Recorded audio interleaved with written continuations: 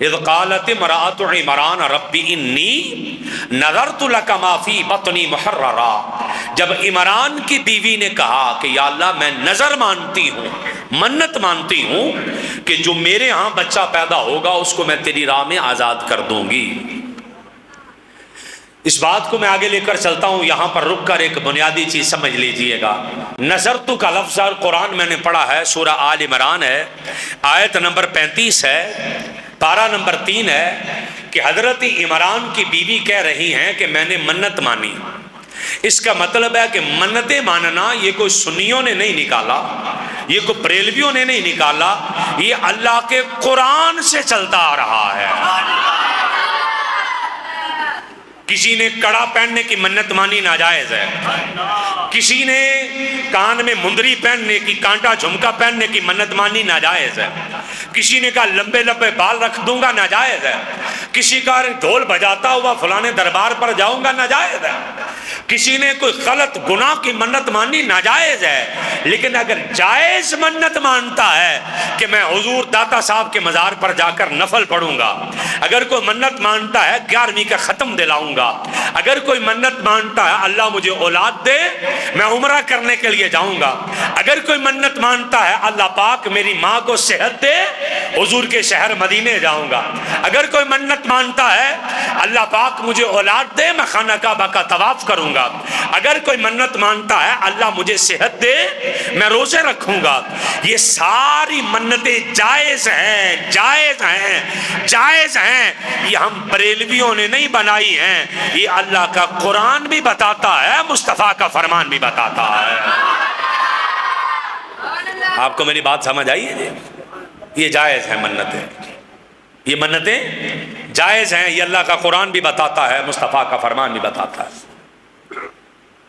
ہمارے لیے یہ شریعت نے جائز رکھی ہیں منتیں۔ آپ کو سمجھ آ گئی جی بات؟ قرآن سے ثابت ہے منت غلط ہو، ناجائز ہو، گناہ کی، وہ تو ویسے جائز نہیں۔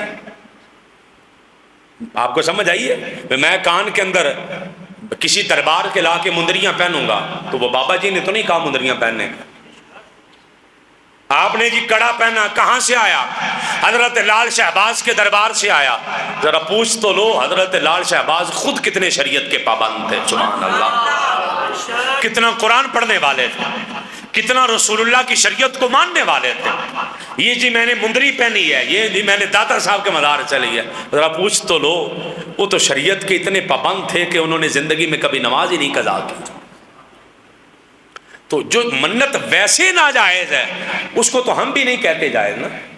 اس لیے اگر کسی مسلک کا بندہ، اگر کسی فرقے کا بندہ یہ کہتا ہے کہ اہل سنت و جماعت کے مسلک کے اندر لوگ ڈھول ڈھمکے بجاتے ہیں، ناچ گانے درباروں پہ کرتے ہیں، اگر کوئی کہتا ہے جی کہ اہل سنت و جماعت کے مسلک میں لوگ گھوڑے نچا رہے ہیں، لوگ کبوتر بازی کے مقابلے مزاروں پہ کروا رہے ہیں، کتے لڑا رہے ہیں، یاد رکھ لیجئے گا اس کا ہمارے ساتھ نہ کوئی کل تعلق تھا نہ کوئی آج تعلق ہے۔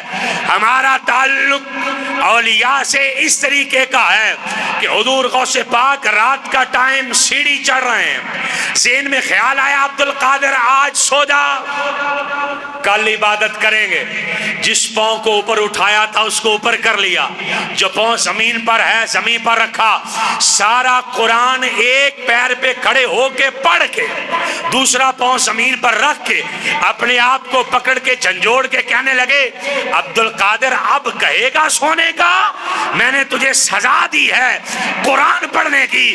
ہمارا اولیاء سے تعلق قرآن والا ہے، مصطفیٰ کے فرمان والا ہے۔ ہم نے نہیں یہ ڈھول ڈمکوں کا کہا، نہ ہمارا کوئی ان سے تعلق ہے۔ یہ شریعت جائز ہی نہیں کہتی تو ہم ایسے ہی اس کو بیچ میں ڈال دے کہ نہیں جی جائز ہے۔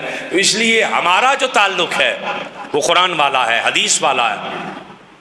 الا انبئکم بخیارکم، آقا نے فرمایا تمہیں بتاؤں نا ولی کیسے ہوتے ہیں؟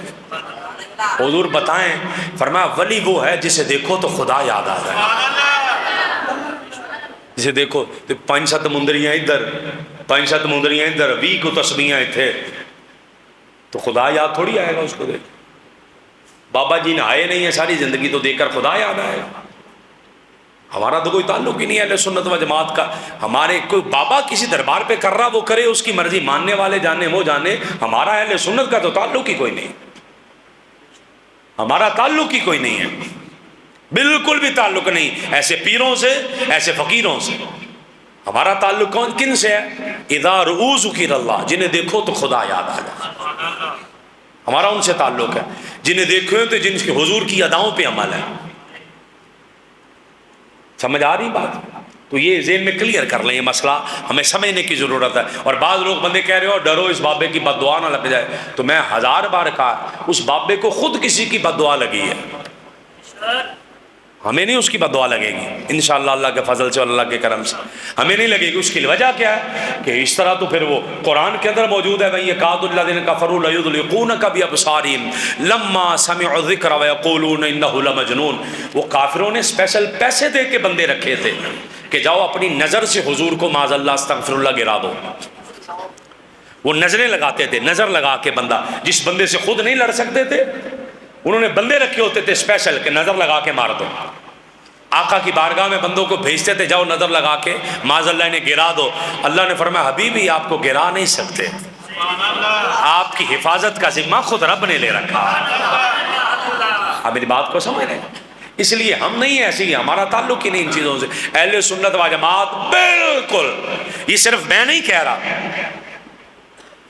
روئے زمین کی کسی ایک مستند کتاب میں دکھائیں،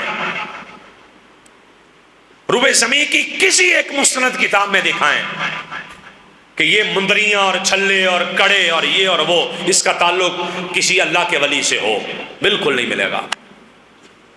وہ قصے کہانیاں توڑ مڑوڑ کے جھوٹی موٹی جعلی خطیب اور جعلی کتابیں لا کے وہ قصے کہانیاں جو بعد کے لوگوں نے لکھی وہ پیش کی جائیں، وہ دلیل تھوڑی ہے، وہ تو دلیل نہیں ہے.